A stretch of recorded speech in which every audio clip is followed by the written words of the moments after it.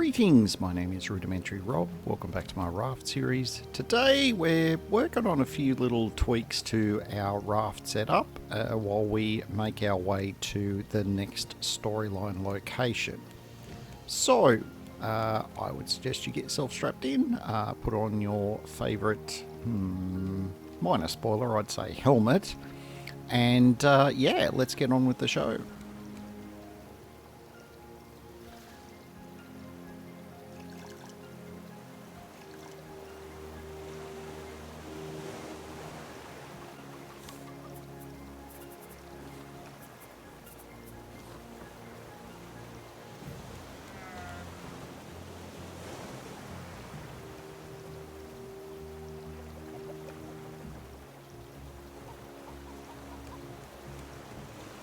Now, the angle of the little water gauge is a bit deceptive with the way I've got it set up here.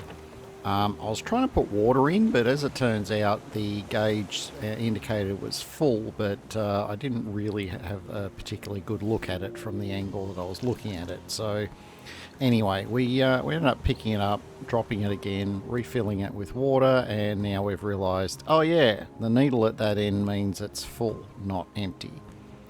So we just need to pop a battery into the sprinkler, and we've got one that's almost dead here, but it'll do for a demo. Some are already watered, but we're going to pop that in. The sprinkler will pulse and it will water most of the plots. Now that one just there on my right, I think it's just out of range. It consistently does not get watered. But it's okay. To only have to manually water one or two is way better than having to manually water the entire garden. Trust me, I've got a lot of plots going on. Now, as I mentioned at the start, we are making our way gradually towards the next storyline location. We're just sort of fine-tuning our course here because while we're doing all of our tweaks and upgrades and things like that, it's a little distracting, and the world literally slides by without me realizing that the world has slid by. So if we don't have a reasonably decent course, we're going to overshoot it, and then we may be in a situation where we'd have to use our engines to get back to it. So better to run into it or to stop short than to overshoot at this stage. Now, we made a few upgrades in our farm here, and as you can see, I've got the two sprinklers set up. I moved the tree, so they're both on one side now. This setup, I think, is going to work quite well for us moving forward.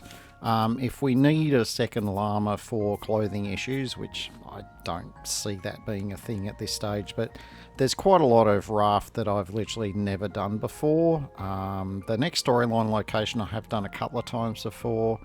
Mind you, not since probably I can't even remember. It would have been within a year or so of when it was originally released. So yeah, we're increasingly getting into territory which I haven't touched on or done anything with in a very long time. So I dare say there's going to be a fair bit of me forgetting what's going on and running around blindly trying to work out what my next step is. Look, the quest system in Raft is pretty good. It will sort of guide me in vaguely the right direction, and I should be able to work out the rest from there. But getting back to our raft improvements, water is definitely an issue now that we've got the sprinklers running. I mean, batteries are a problem as well, but we need to be able to have water for ourselves, but also, water to top off all the sprinklers. So we've thought this was a good time for a third water purifier here. This one is for the essentially just to give me some additional water resource to take upstairs for the sprinklers upstairs. Now, we do sail past a couple of smaller islands, and it was slightly tempting to go off course and go and pillage them, but I didn't end up doing that. I wanted to focus on getting the remaining upgrades installed before we hit the next storyline location. Now, as part of that, we're essentially transitioning to having the engines running on biofuel. Now, biofuel is a combination of, plant matter. In this case, I've used watermelons, and we also need honey. Now, the honey side of it is pretty efficient for the amount of watermelon I just put in. 2 lots of honey in each one is enough to produce 2 containers of biofuel. So essentially 1 honey is 1 container of biofuel. So it's pretty efficient.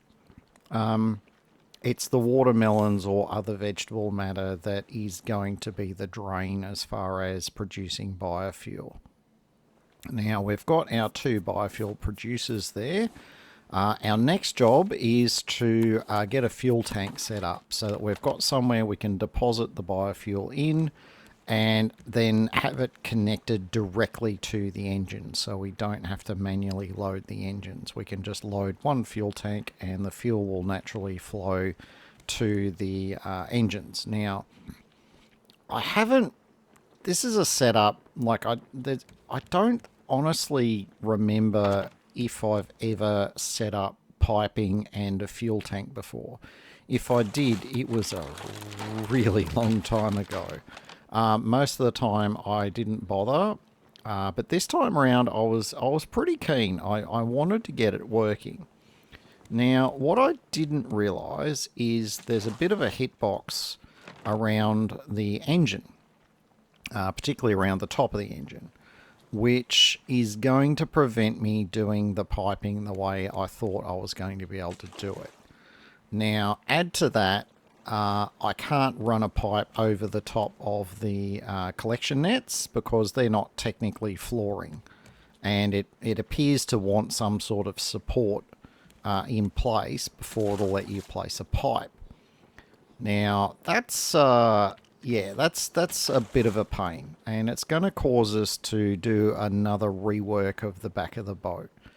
Essentially, I'm going to be removing this second motor, spinning it around and sticking it next to this one so that they can both use the same pipe.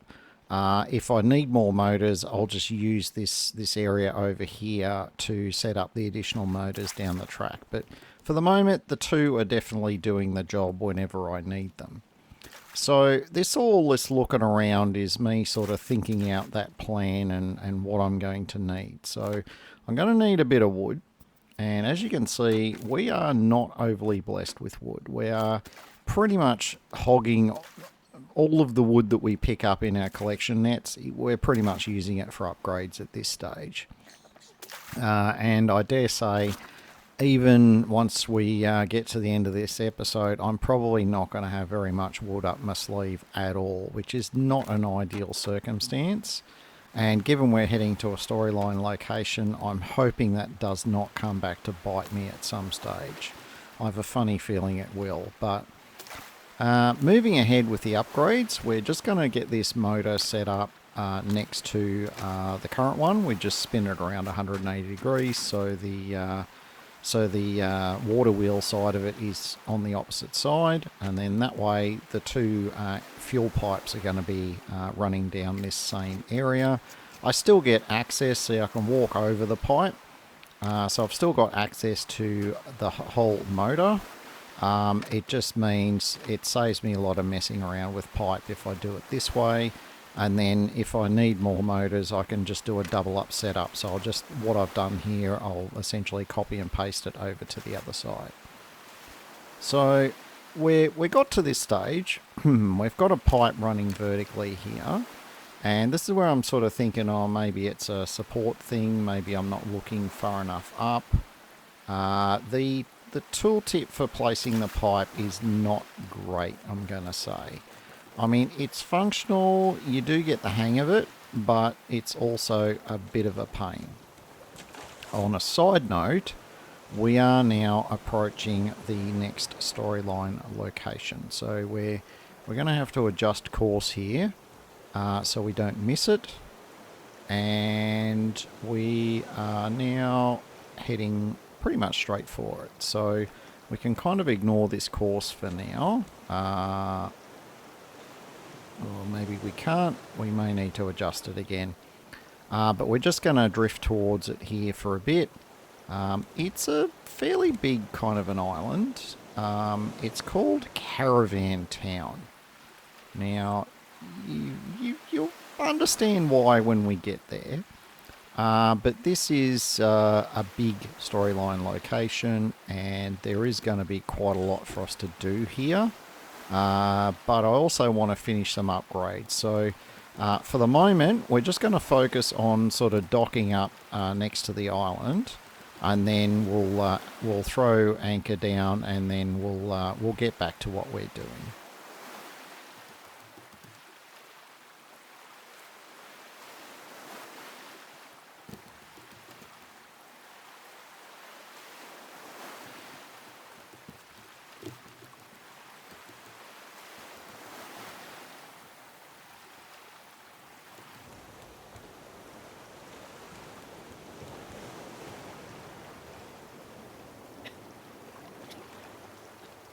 Well, nothing like the tapeworm striking when you're trying to do delicate harbourside manoeuvres, but anyway, that's just a fact of life in Raft. We're just about ready to drop anchor here. It all looks reasonably safe and cosy, and we can sort of set our mind to getting all the things done that we want to get done without any interruptions? Question mark? Let's see how we get on with this whole no interruptions thing.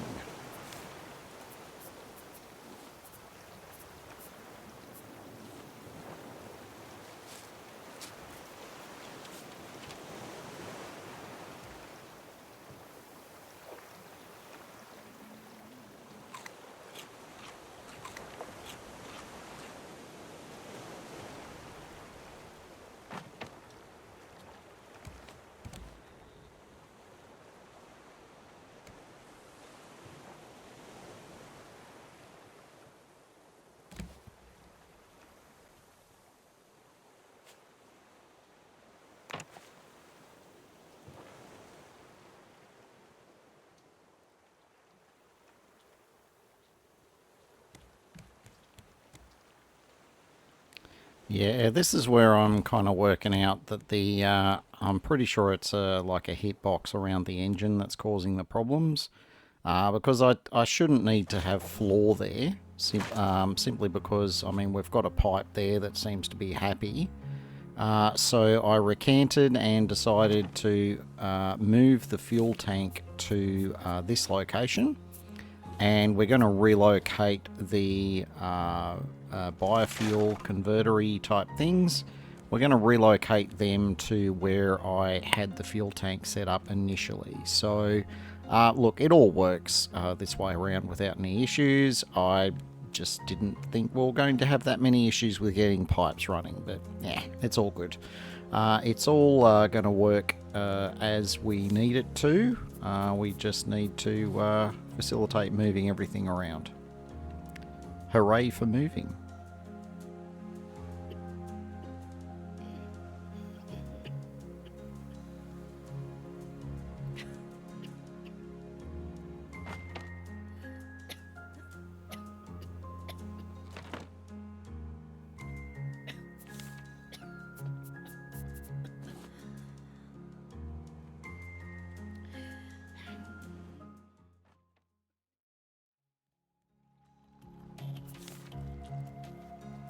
Alright, several tapeworm attacks later, we have got everything moved. We can see our biofuel tank is relocated, and we're putting our first biofuel in there, and I was very surprised. Now, I don't know if this is something that's changed or whether I just don't remember it right, but to fill that tank only took 4 biofuel, which is just awesome. I could have sworn it was more previously, but hey, I'm not complaining. That is just fantastic.